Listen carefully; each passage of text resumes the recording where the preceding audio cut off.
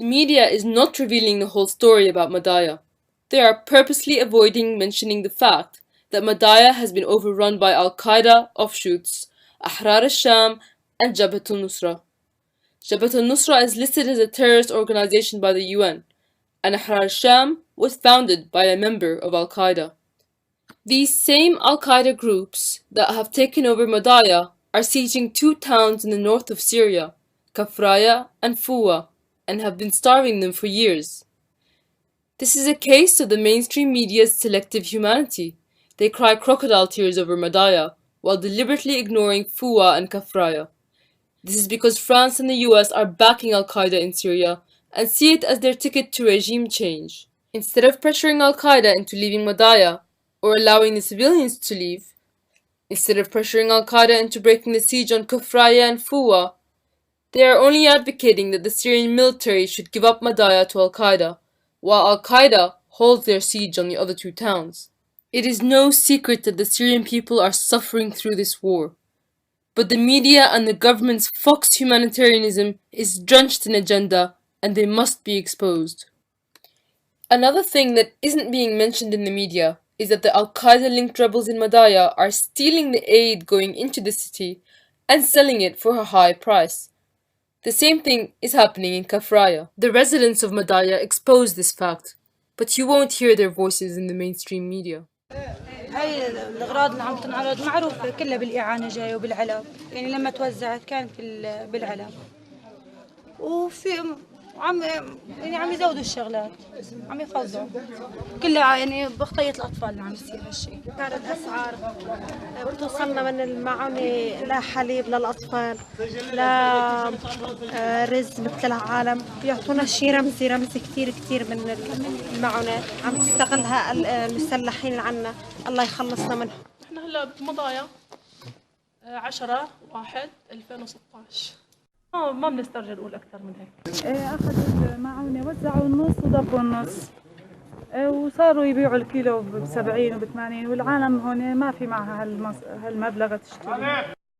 إن سبب المسلحين فوق ما عم يطلع لنا شيء، يعني ما في أكل لا في شرب لا في شيء فوق، بس يعني حالتنا عم يبيعوا الكيلو رز ب100 ليرة، كيلو البرغل ب100 ورقة، ونحن حالتنا يعني شفت ما في الواحد يدفع كل يوم 100 ورقة حق الكيلو الأكل.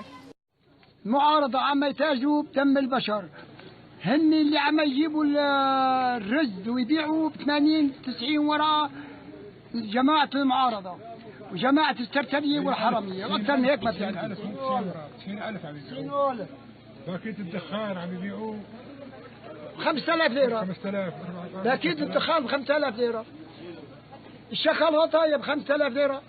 سمعت أبوك يعني حكى لك جدك حكى لك شوكولاتة ب 5000 ليرة. وذبحوا أولادنا وذبحوا حرقوا شجرنا. هن المعارضة اللي عملت سببت لهالسبب هذا. يعني أخذوا حقه. أنا ابن مبايا عمري 89 سنة، ما بخاف غير من الله، وهالبسطون هذا واقف ضد 12,000 نسمة وكسر شوصهم. مالك جوعان أنت، نحن جوعانين. You're not hungry, we are, shouts this angry man at a fighter. Basically, the rebels and their globalist allies are holding Syrians hostage as human shields, starving them, then using their emaciated bodies for propaganda. On that note, there are few images of people inside Kafraya or Madaya, so the media has been using images of emaciated people from other places to exaggerate the situation in Madaya. The photo of this emaciated boy had been used by many sources, including the Associated Press, Australian News, and Intelligence Spectator, which claims it was taken in Madaya, but it is in fact an image that was released in 2015, and the original seems to have been stretched by the Intelligence Spectator to enhance the boy's skeletal frame.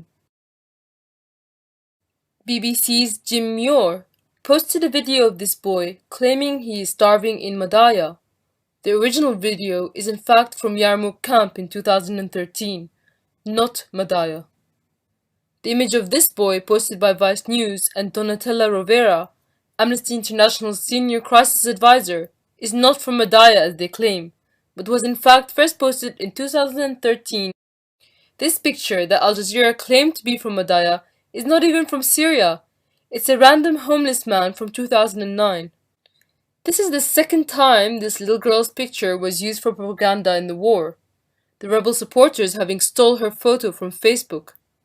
This time, Al Arabiya, Saudi Arabian satellite television, claims she's a starving girl in Madaya.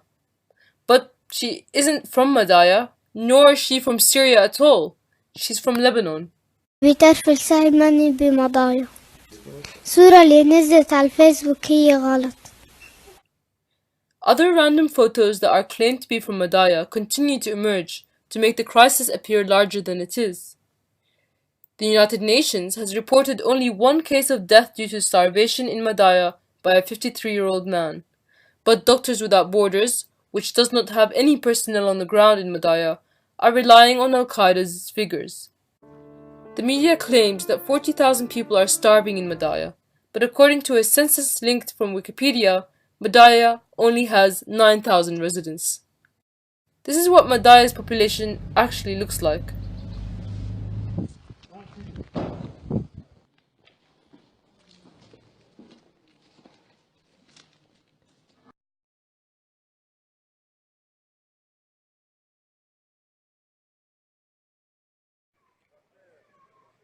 There are fluffy stray cats in the street, while the media is claiming that people are eating cats. The town hasn't been completely cut off. In December, 126 people were evacuated. Aid is said to be coming into the city soon, but Al-Qaeda-linked Ahrar al-Sham is going to take that aid again, and they're going to continue their siege on Kafraya and Fuwa. Let's cut through the manipulation and get to the facts. Sieges happen in war. Lest we forget that the US government starved 300,000 Iraqis in Fallujah during the Iraq War. But this is not an occupation. You have one side that is foreign-backed Al-Qaeda and one side that is the legitimate state and military. If NATO, the Gulf Arab states and their media apparatus cared about the Syrian people, they wouldn't be supporting Al-Qaeda's takeover of the place.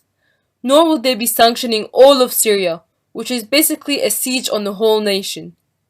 But all this talk of starving children was never about humanity. This is one drop of truth in an ocean of lies. Subscribe, share, and help it grow.